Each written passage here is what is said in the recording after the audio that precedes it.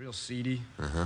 What if you tell us just what happened? Well, sure. Well, it was about 8 this morning. I opened up, and I was there making out the deposit slip for the bank. Guy walked in the back door and pulled his gun. Told me he wanted the money. Uh-huh. Well, like I said, I gave it to him. He told me to get into the closet back there. Told me to lie down on the floor. Well, I did, and he had that gun pointed right at my head. I did like he told me. I see. What happened then? Well, he walked over to the door and flipped the lock on it a couple of times, make sure it worked. Yeah. And then he figured it was okay, and he told me not to make any noise for 5 minutes. And he locked the door and left. That's it. Took all the money. How much money did he take, would you know? Yeah, to the penny. I just finished adding it up. Just a minute. All right. I got the figures on the machine. Tell you right away.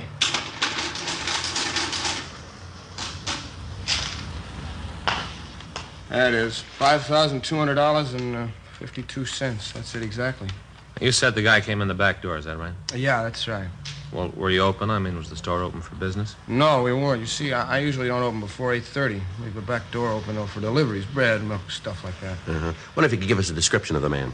Well, sure. Like I said, he was old. Say around 70, around in there. Uh-huh. About how tall was he? I'd say maybe 5'7", not much more than that. How much did he weigh, would you know? Not much, maybe 125. How about his complexion? Real tan, like he'd been out in the sun a lot. Face was all wrinkled. How about the color of his eyes? Blue, real blue. Mm-hmm. Now, what about his clothes?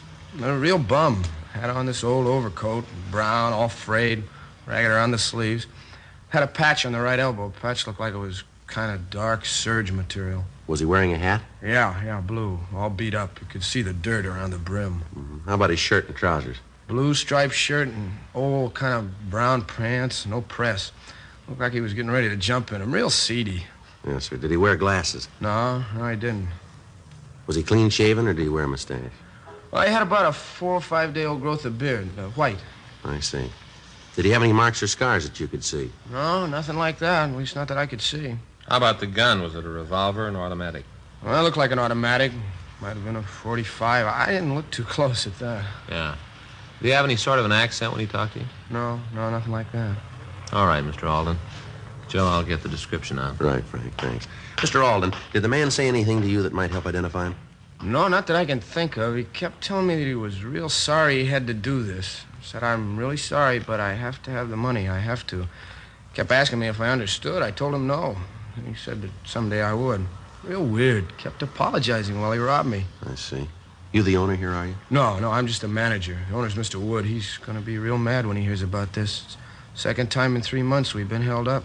Getting a little tiring. A couple more times the insurance company isn't going to stand for it. Yes, sir. Do you usually have that much money in the store? Most of the weekends, yeah. You see, a lot of our stuff is pretty expensive. This is about the only store in the neighborhood that's open over Sunday. We get a lot of trade. Weekend business usually runs between 3,000 and 5,000. Mm-hmm. About how many employees are there in the store? 3 all told. We stay open until 2:30 in the morning.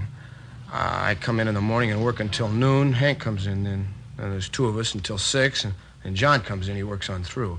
Once in a while, Mr. Wood comes in himself when we get busy. Uh-huh. Wonder if I could have their names and addresses. Oh, sure. They weren't involved in it, I'm sure of that. Well, we have to check them out anyway, Mr. Alden. Yeah, I suppose so. But I tell you, he knew what he was doing, the way he moved. The way he knew just when to come in. This fellow's done that sort of thing before. Trying to say he was sorry about taking the money. He wasn't fooling anybody. No, sir, not a soul. Real bum, seedy, you know? Yes, sir. All that baloney about how he had to have the money wasn't any other way. He wasn't sorry, not at all.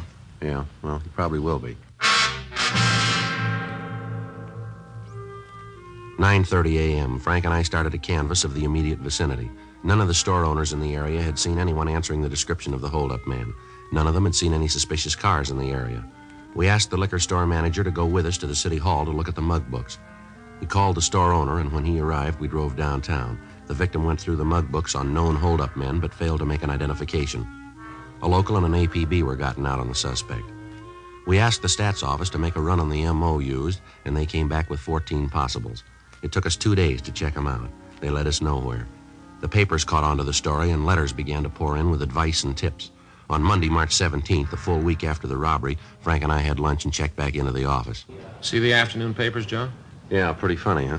Yeah, they're sure taking up the story. Everybody got a different idea who the old guy is and why he did it. Have you read some of the stories? Yeah, sure. The only thing is, a lot of people seem to think the old guy's a real Robin Hood.